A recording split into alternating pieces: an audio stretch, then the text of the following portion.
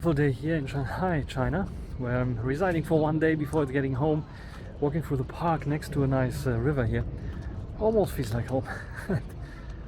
Talking a bit about the Pura X Max. 3 weeks, I think, 2.5 weeks is that I have it, but I want to do the review right now because I used it very much and I saw some other guys, average dad by the way, doing the review. If you want to get this device, don't want to fly to China, you can get it from his web shop. Very nice, and yeah, I can highly recommend you to go and visit his video as well, talking about his experience with the Pura X Max. I'm now traveling with it, so I had a little bit of more experience also when changing different networks, and I want to talk about this in this video and how good this device really is. If it can replace your everyday today phone, spoiler alert, I would use it as a secondary device, not as a primary, just like with almost every Huawei Harmony OS device right now.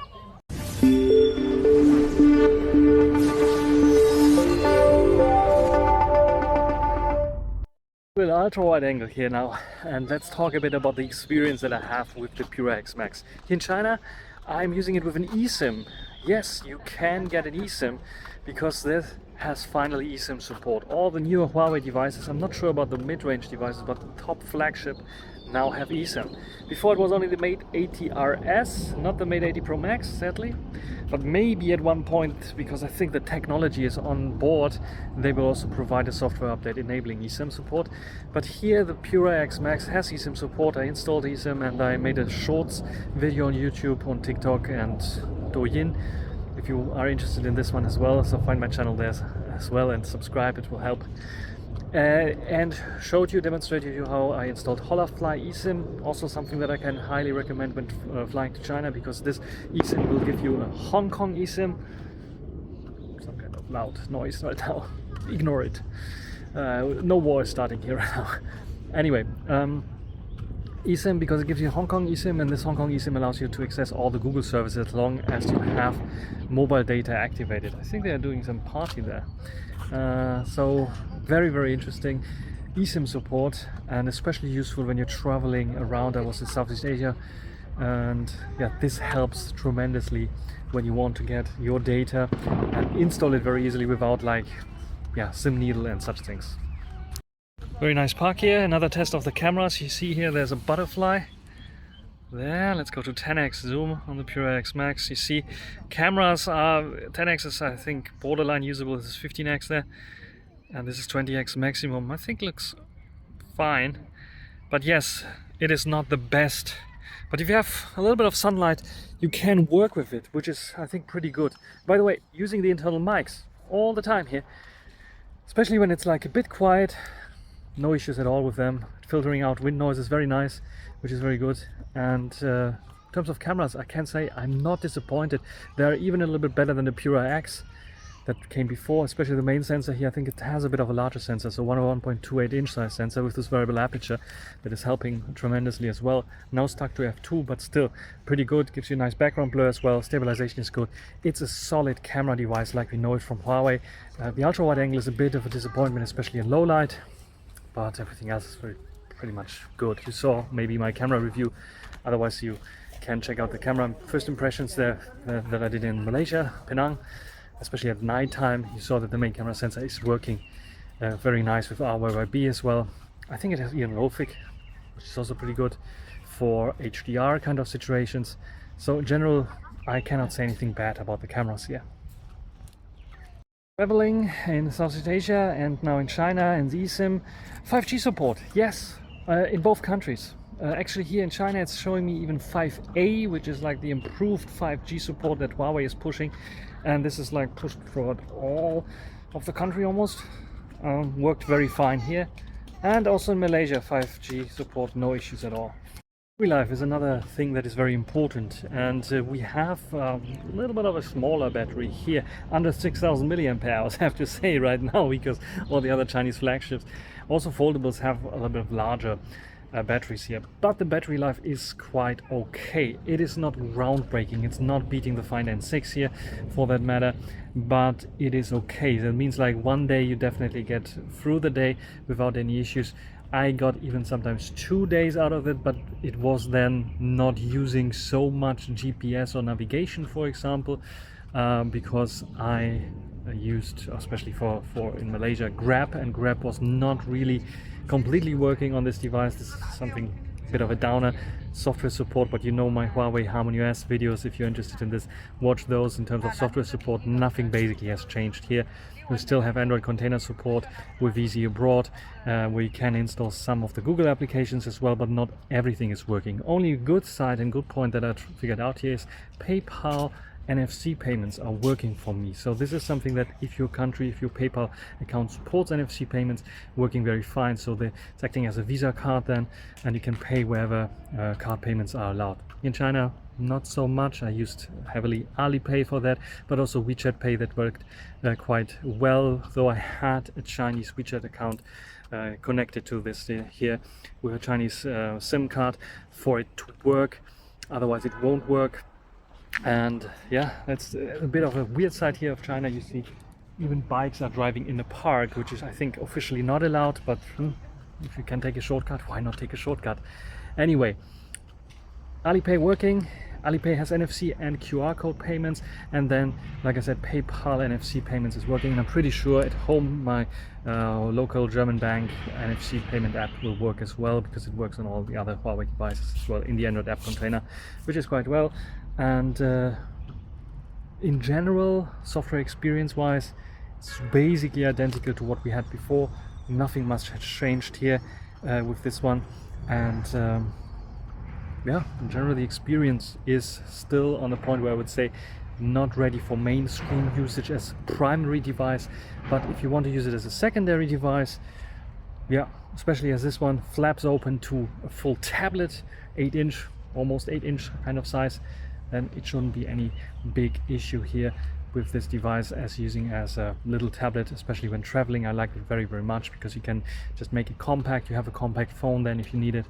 You can just unflap it and you have a full-fledged tablet basically that you can use to watch some content. So content watching, content creation is also working very nicely. It's getting a bit hot though, that is what I noticed, especially in climates around 30 degrees with lots of sunshine. Here a bit of cloudy day today, but still very hot, so around 28 degrees, 29 degrees, so it's getting also a bit hot, especially when you do long video recordings in a flipped state. So if you have it flipped open, no issues there with heat, but if you have it flipped together, might get a bit hot there, warm to the touch at least. So these are my experiences so far with the Huawei Pura X Max. One thing that I want to talk about is still the speakers, because the speakers is something that is a bit of a disappointment if you unbox the device and use it, because they're by default set to EQ balanced, which is a bit of like flat. If you want a bit more bass and punch in the bass, use the intense one. It's not a night and day difference there, but it's the difference that you can definitely notice, and I can recommend to go into the intense one, which gives you a little bit more punch to the whole loudspeaker kind of situation. It is getting very loud for sure, but it is not the best sound. However, it's not like overdriving the speakers, like vibrating like crazy and you hear some rattling noises or such things. No issues there with this. Getting pretty loud and it's okay, but nothing more. In the old city, old town here of Shanghai, very narrow streets and very interesting design here. Lots of shops left and right, mostly restaurants of course, that offer very nice food. Dogs running around. Yes, China has a relatively big problem with stray dogs and stray cats still. Dogs more often than cats. Anyway, let's talk a little bit about the sun that's coming out right now and the display, because this is a bit of a disappointment here. I mean, the big display 8-inch is okay. Let's keep the scooter out of the way. Is okay, but it's a bit dimmed. It has no anti-reflective coating, I think the outer display also not so much, maybe a tiny bit, but I have my difficulties reading them in direct sunlight, which is a bit of an issue. I noticed that especially in Malaysia, but also here in China, it's getting a bit hard to read, especially if you are used to the Oppo Find X9 Ultra, or you're used to the Mate 80 Pro Max. It has a fantastic display. By the way, behind me, like some people are buying some nice bread with fillings. It's a nice food. You find street food almost everywhere here, which is quite cool and nice, and this is why it might be a bit loud here, or louder than usual. Anyway, that's about the display here. So the display is a bit of a disappointment, especially when you are in a situation with lots and lots of sunlight, harsh sunlight shining onto the display. Otherwise, I'm pretty happy. Resolution and frame rate, or hertz refresh rate, is quite good. I even realized I forgot to record a conclusion. So I'm back here in Germany. It's a bit of louder here, but still very sunny. And what I want to talk about is the conclusion of the Huawei Pura X Max. It's growing on me, I have to say. So the form factor is something that is unique for sure, and it's something that no one else is doing right now, but it might become very popular, and I can understand why, because even though it looks a little bit odd at the beginning, it's growing on you. It's better than the Pura X in that case, that if you have it folded, you still have a usable device that you can use with a front-facing screen. The battery life is solid, the cameras are definitely solid, audio is okay, could be better. The operating system is very, very fluid, and it's improving step after step. It's still not usable as a daily here in Europe, I would say. Because all the apps that you have to use are basically running in the Android container.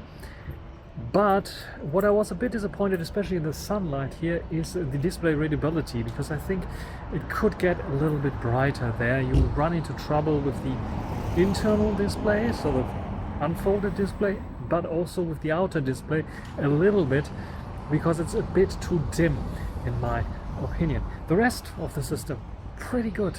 Pretty solid device. This gives you a glimpse of what the iPhone Fold, what the new white Fold from Samsung will look like, and I think Huawei did it good, and I'm pretty sure that camera wise they will beat those two. Software wise, we have to see what the others have up their sleeves, but this one here is pretty solid so far.